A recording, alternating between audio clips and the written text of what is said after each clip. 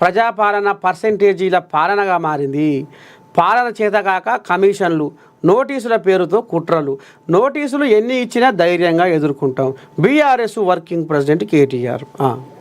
ఇప్పుడు ఈ కోయిలాగా ఏమంటుంది? ఒకటే మాట, ప్రతి హామీని అమలు చేసేదాకా ఊరుకోం, వదిలిపెట్టే ప్రసక్తే లేదు.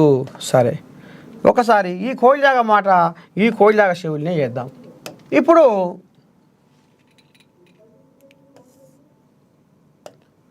10 ఏళ్ళు వీళ్ళు రాజ్యం వేయరు.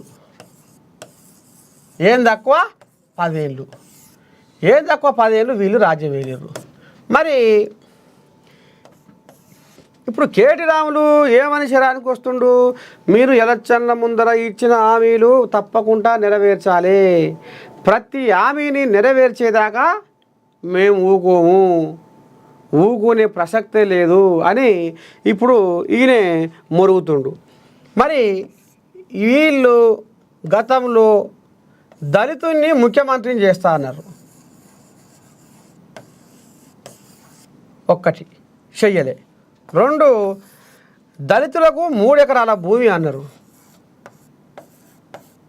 ఇచ్చిర్రా? ఇయ్యలే. దళితుల్ని ముఖ్యమంత్రి అన్నారు, చేసిర్రా? చెయ్యలే. ఇక పోతే విద్యార్థుల ఫీజు రియంబర్స్మెంటు పక్కేసుకొని పండుకొని బూజు వచ్చిపోయినా అది ఎక్కడ వండాలనో ఏడ వండాలనో సిప్ప ఎనుగులనే ఉంది, అది లేదు, అది మర్చిపోయారు. డబల్ బెడ్రూమ్ అన్నారు, ఇండ్లు వీళ్ళు పేదోళ్లకు గాలినే గోడగా మేఘాలే మేడగా నేలమ్మ ఒడిలోన గూడేసిన పేదలు అగోరిచ్చి అన్నవో రామచంద్ర అని కూడుకు ఎడవాసి కుమ్ముకు ఎడవాసి కంటి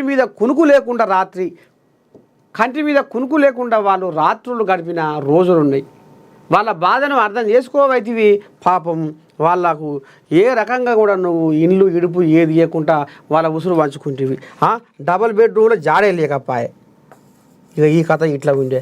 అల్లుడు వస్తే ఏడ వండాలి, అత్త కాలు చాపుకునే, మామ కాలు చాపుకునే, అల్లుడు కాలకట్టు వండాలనా అని, అల్లుడు తొర్రల వండాలి, అల్లుడు అర్రల వండాలి అని. అర్రలేదు, తొర్రలేదు, అసలు డబుల్ బెడ్రూమ్ జాడలేదు, పత్తలేదు, అయిపోయింది. ఇప్పుడు ఇది ఇచ్చినా ఇయ్యలేదు. ఇక ఇలా ఆరోగ్యశ్రీ అన్నాడు, పేదోళ్లకు ఆరోగ్యశ్రీ అన్నాడు. ఈ ఆరోగ్యశ్రీని అటకెక్కిచ్చిండు, కథం. ఇక దీన్ని అందకుండా పొందకుండా చేసిండు, సామాన్యులకు చేసిండా? ఇది కథ. ఇక ఇది ఇట్టపోతే ఇంకోటి ఏంది, కేజీ టు పీజీ విద్య అని నేను మొత్తం తెలంగాణలో బ్రహ్మాండమైన బడులు కట్టిస్తా, ఏరియాకో బడి కట్టిస్తా, నియోజకవర్గానికో బడి కట్టిస్తా అని బొలి కూసలు కూర్చుండు. బ్రహ్మాండమైన పాఠశాలలు లాంటివి. ఇది పక్కేసుకొని పండుకుంది, ఇది జాడలేదు, పత్తలేదు. ఇంకా ఇది ఇట్టబాయ్. ఇక వాళ్ళ హరితహారం పేరు మీద స్కామే చేస్తేవి. హరితహారం పేరు మీద మొక్కలు పెట్టాలి అని రోడ్ల పోటీ మొక్కలు నాటబెడితివి, వెనకంగా గొర్రెలు మేకలు మేసిపోయే కాడికి వచ్చే కథ.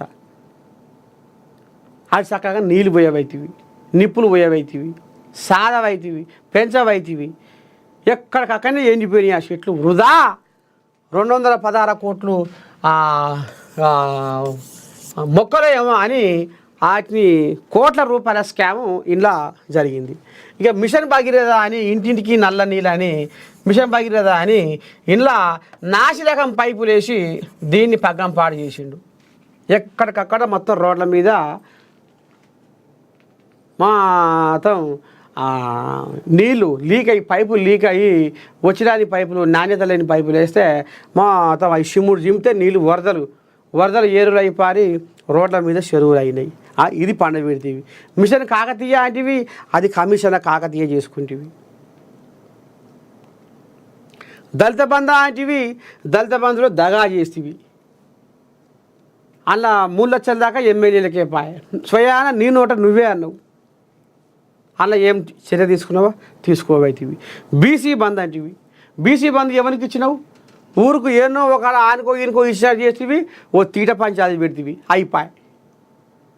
వాళ్ళు రోజు బీసీ బంద్ అంటే నాకు లోన్ వస్తుందో, నాకు ₹1,00,000 లోన్ వస్తుందో, కుల వృత్తులకో చేతి వృత్తులకో అని పని పాటించి ఎంఆర్ఓ ఆఫీస్ తిరిగితే అలా ఇక server down, server fail, computer పని చేస్తలేదని వాళ్ళు కథలవాడిరి. అయ్యో దేవుడా ఎంత పని చేస్తే కేసీరావు, నేను పనిష్ పెట్టుకొని కూలిష్ పెట్టుకొని వచ్చిన ఆఫీసుకు ఎన్ని రోజులు తిరగాలి ఈ ఆఫీస్ చుట్టూ. వీడికి వచ్చే వరకనేమో వీళ్ళేమో ఈ ఆఫీసర్లేమో గిట్ట మాట్లాడుతుర్రు. ఏదో సర్వర్ అట, సర్వ పని చేస్తలేడు, సర్వ పని చేస్తలేదట అని అట్లా అయిపోయి ఏడ నువ్వు బుద్ధార్కం చేసినవు. జిల్లాకు స్పెషాలిటీ హాస్పిటల్ కట్టిస్తా అంటివి, ఏమైంది? రిక్షా దొక్కేవాని కొడుకు, ఎమ్మెల్యే కొడుకు ఒకటే స్కూల్లో చదవాలని రామ సక్కదనంగా నేను తీర్చిదిద్దుతా, విద్యను అభివృద్ధి చేస్తా, విద్యలో మార్పులు తీసుకొస్తా, గుణాత్మక మార్పులు తీసుకొస్తా అంటివి. అది అక్కడనే పండుకుంది, ఇది ఇక్కడనే పండుకుంది, ఏది లేదు ఎక్కలేదు. ఇక నిరుద్యోగ భృతి అంటివి ఇచ్చినవా? మూర మీసాలు బారెడు గడ్డాలు పెంచుకొని పోరగాళ్ళు రోడ్ల మీద తిరిగిరు, పెళ్ళిళ్ళు పెటాకులు కాక. ఓ లచ్చమామ, అది మీ పొలగాన్ని పెళ్ళి చేస్తావా? చేస్తా అక్క, సంబంధం వచ్చేదే ఆలోచన చేస్తా. ఏం పని చేస్తాడు మగోడు? అది పట్నంలో చదువుతుండక్క, ఇంకా చదువా? 30 ఏళ్ళు దాటినా ఇంకా ఆయన చదువులనే పండుకుండా. మంచిగా ఉంది సకదానం అయిపోయి. కొలువు చేసే టైంలో ఇంక చదివేందమ్మా, ఏదో ఇక అదే చూసినాం జాడ తీసుకున్నాం మేము కూడా. పలానా కొడుకు ఏం చేస్తుండు, ఏంది ఏం కథ అని ఆరాధిస్తే పట్నంలో రోడ్ల పంట తిరుగుతుండు, ఉద్యోగం లేక. ఇంటికాడ ఉన్న కోడియాగలకు నిరుద్యోగ భృతి అన్నాడు. ఈ నిరుద్యోగ భృతిని కథం గంగల కలిపిండు, తొంగల దొక్కిండు, ఆగం, అది పోయింది.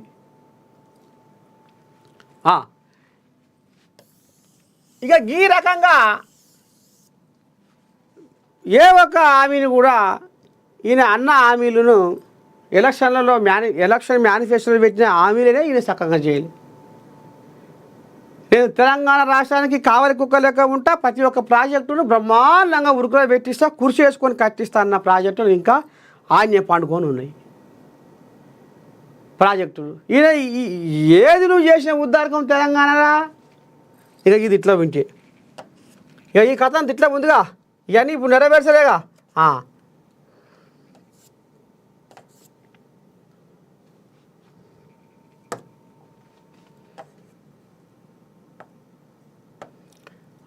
అయితే ఇప్పుడు కాళేశ్వరం తీసుకుందాం. కాళేశ్వరం ఇది 38,000 కోట్లతోటి అయ్యే ప్రాజెక్ట్ అట. దీనికి ఏం చేసిండయ్యా? 1,18,000 కోట్లతోటి అంచనా వేసిండు, ఆడు తీసుకొచ్చిండు. ఇంకా అదనంగా 3 TMC అని మళ్ళీ 30,000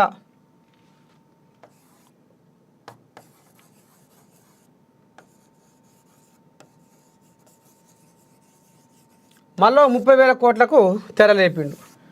ఏది ఇది 3 మళ్ళీ అదనంగా 3 TMC అని. ఇక 38,000 కోట్లతోటి అయిపోయే ఈ ఏదైతే ఈ ప్రాజెక్ట్ ఉందో, ఇక దీన్ని ఎట్లా ఎందుకు మరి 38,000 కోట్ల కథని 1,18,000 కోట్ల కాడికి తీసుకొచ్చుడేంది? మళ్ళీ 3 TMC అని తెర మీద తీసుకొచ్చి మళ్ళీ 30,000 కోట్ల కథ తీసుకొచ్చుడేంది? అసలు ఏం జరిగింది, ఏంది ఏం కథ అంటే ఇప్పుడు ఇక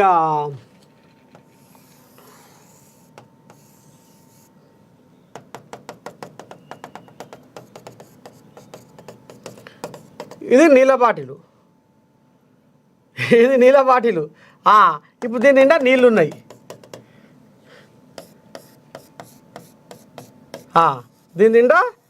ఉన్నాయి. ఇప్పుడు ఇది మనిషి,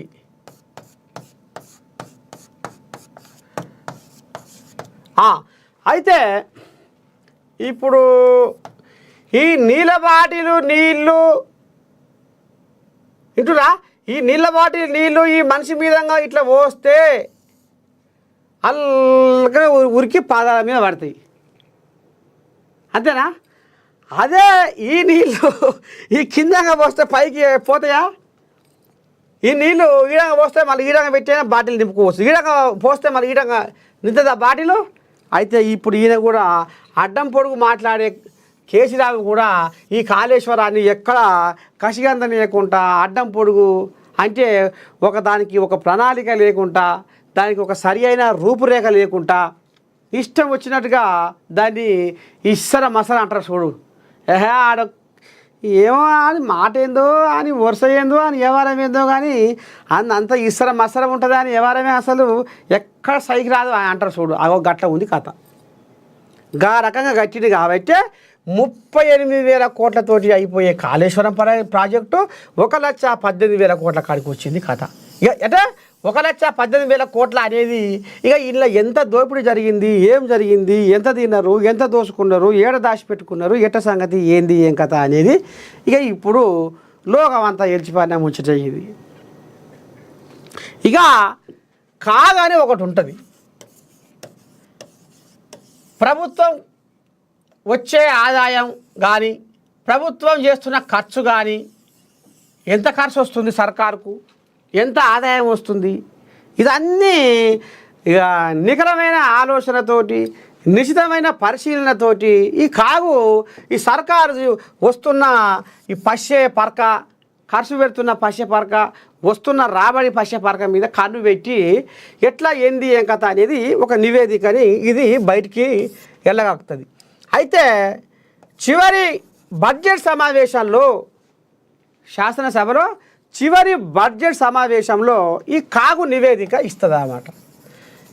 ఈ కాగు నివేదికను అసలు అసెంబ్లీ దాకా గేడు కూడా దాటనీయలే, లోపలి కూడా రానియలే. ఎప్పుడు అప్పుడు 10 ఏళ్ల పాలనలో రామసక్కని పాలన అందించిన కేసీరావు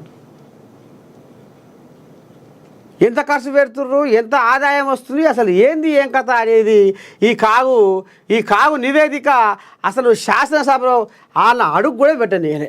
గసవంటి శుద్ధపూస వ్యవహారం చేసిండు కేసీరావు. అందుకనే 38,000 కోట్ల కథ 1,18,000 కోట్ల కాడికి తీసుకొచ్చి ఇక ఇంట్లో ఏగనాకుడు పెట్టిండు. ఎవరి పాలయ్యిందిలో తెలంగాణ అంటే అది యమున పాలయ్యింది అన్నట్టుగా ఈ రకంగా ఇప్పుడు కల్వకుట్ల కుటుంబము ఈ రకంగా నిండార్లా దోసుకున్నది అనేది అక్షరాల మనకు కనపడుతుంది. మరి ఇక వీళ్ళు ఏడా అమలు చేసిర్రు హామీలు, ఇప్పుడు అమలు చేయకపోతే ఊకునే ప్రసక్తే లేదు అని ఇప్పుడు ఈయన మిసాలు దూతుండు, జబ్బలు జరుస్తుండు, తొడలు కొడుతుండు. ఎవరు? కేటీ రాములు. మరి కొట్టాలి కదా. నిన్న మొన్న అన్ని కోట్లు ఖర్చు పెట్టి వరంగల్ ఎలకతుర్తిలో సభ పెట్టి బ్రహ్మాండంగా ఈయన యువరాజు, రాబోయే యువరాజు ఈయనే, పట్టాభిషేకం ఈయనదే అని బొల్లి కూతలు కూసగా అయ్యా కూసినందుకన్నా గింత మటకన్నా ఎగరాలని ఎగిరిండు. కానీ అసలు కథ గిది. ఇప్పుడు తెలంగాణ జనాలు ఎవరి మీద ఎగురుతారో ఎగురుడిగా గిసపోయిన కథ నడుస్తున్నాయి.